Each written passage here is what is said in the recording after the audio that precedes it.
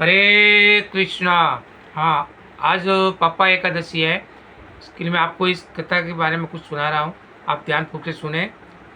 धर्मराज युधिष्ठिर ने पूछा कि मधुसूदन, अब आप कृपा करके ये बताइए कि आश्विन के शुक्ल पक्ष में किस नाम की एकादशी होती है और उसका महत्व क्या है। तो भगवान श्री कृष्ण बोले कि राजन, आश्विन के शुक्ल पक्ष में जो एकादशी होती है वह पापा कुंचा के नाम से विख्यात है। वह सब पापों को हरने वाली है, स्वर्ग और मोक्ष प्रदान करने वाली है, शरीर को निरोग बनाने वाली है तथा सुंदर स्त्री धन तथा मित्र देने वाली है। यदि अन्य कार्य के प्रसंग से भी मनुष्य एकमात्र एकादशी उपवास कर ले तो उसे कभी यम यातना नहीं प्राप्त होती है।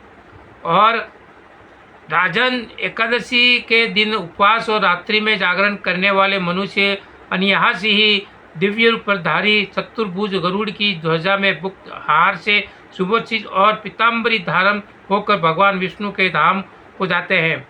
राजेंद्र, ऐसे पुरुष मात्र पक्ष की 10, पितृ पक्ष की 10 तथा पत्नी के पक्ष की भी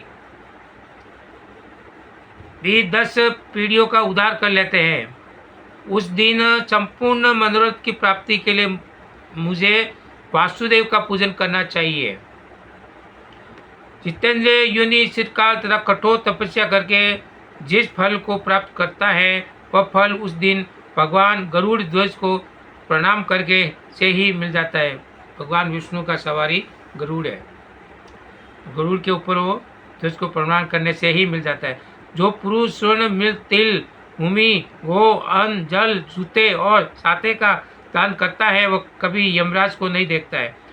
नृप श्रेष्ठ की दरिद्र पुरुष को भी चाहिए कि वह स्नान, जप, ध्यान आदि करने से बाद यथाशक्ति और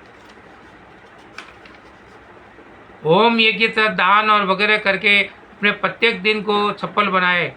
जो होम, स्नान, जप, ध्यान, यज्ञ आदि पुण्य क्रम करने वाले हैं उन्हें भयंकर यम यातना नहीं देखनी पड़ती है। लोक में जो मानव दीर्घायु होता है और धन्य, कुलीन और निरोग देखे जाते हैं वे पहले से पुण्यात्मा हैं। पुण्यकर्ता पुरुष ऐसे ही देखे जाते हैं। जिस विषय में अधिक कहने से क्या लाभ, मनुष्य पाप से दुर्गति से पड़ते हैं और धर्म से स्वर्ग में हो जाते हैं। राजन, तुमने मुझे जो कुछ पूछा था उसके अनुसार पापा कुंच एकादशी का महत्व मैंने वर्णन किया। अब और क्या सुनना चाहते हो तो आप पापा एकादशी का उपवास कीजिए और अपने सब पापों से मुक्त कीजिए। हरे कृष्णा।